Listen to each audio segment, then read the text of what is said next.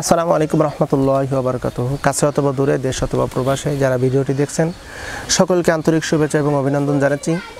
আমি এসেছি মুফতি মাওলানা হাবিবুর রহমান মিসবার একটি বিষয় নিয়ে। তার বৈবাহিক বিষয় নিয়ে অলরেডি সোশ্যাল মিডিয়ায় এবং প্রিন্টিং মিডিয়া সহ আমরা যে বিষয়টি দেখতে পাচ্ছি ভাইরাল হয়ে গেছে। তার পঞ্চম স্ত্রীর মধ্যে চতুর্থ স্ত্রী তানিয়া আক্তার ফেসবুক লাইভে এসে একটি প্রোগ্রাম করে। সেই প্রোগ্রামটি অলরেডি এমন কোনো মানুষ নাই যে এই বিষয়টা জানে না, সবার জানা হয়ে গেছে। চতুর্থ স্ত্রী কি বলল এবং হাবিবুর রহমান মিসবাহ কি বলল, এই বিষয়টা কিন্তু আমার জাতির সামনে একদম পরিষ্কার।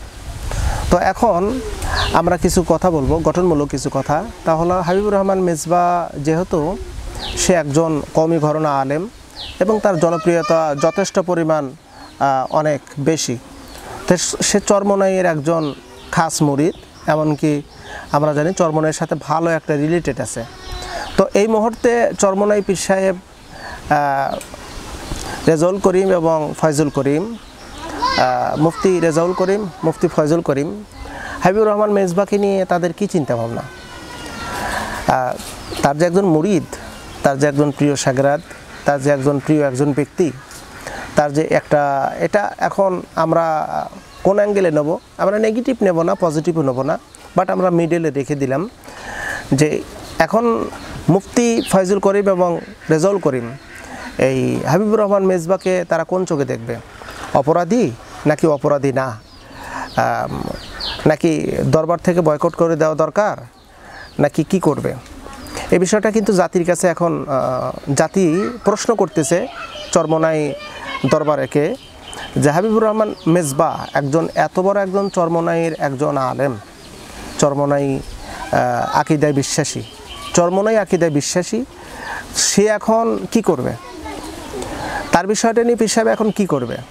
তার যে একটা কুৎসা রটনা, সেটা আমি নেগেটিভ পজিটিভ আমি কিন্তু বলতেছি না, মানে তার চতুর্থ স্ত্রী, পঞ্চম স্ত্রী তো চতুর্থ স্ত্রী ফেসবুক লাইভে এসে যে ঘটনাটি প্রকাশ করলো, হ্যাঁ আমরা কিছু সময়ের জন্য ধরে নিলাম যে হাবিবুর রহমান মিসবাহ ডিভোর্স দিয়েছে, আবার কিছু সময়ের জন্য আমরা ধরে নিলাম যে এই তানিয়া আক্তার যে কথাটি বলছে এ কথাটা বাস্তবিক, হ্যাঁ তার স্বামী আছে।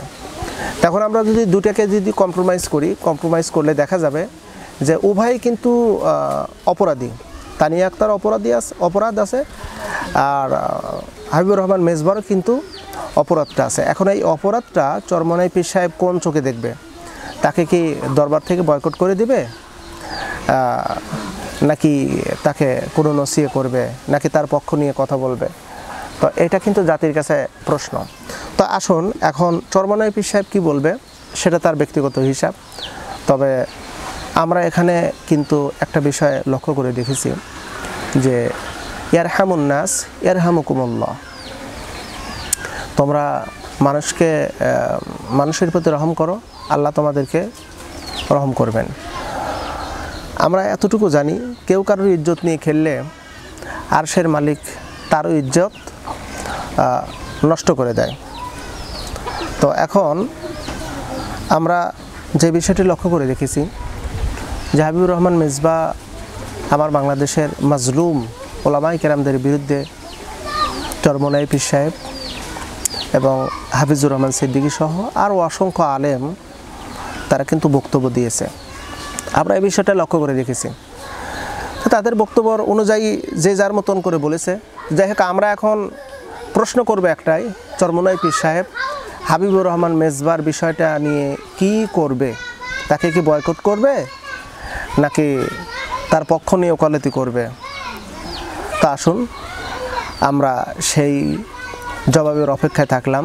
চরমোনাই পীর সাহেব হাবিবুর রহমান মিসবাহর বিষয়টা নিয়ে কি বলে আমরা এটা দেখব ইনশাআল্লাহ। তো সবাই ভালো থাকবেন, সুস্থ থাকবেন। আল্লাহ হাফেজ। আসসালামু আলাইকুম রহমতুল্লাহি ওয়া বারাকাতুহু।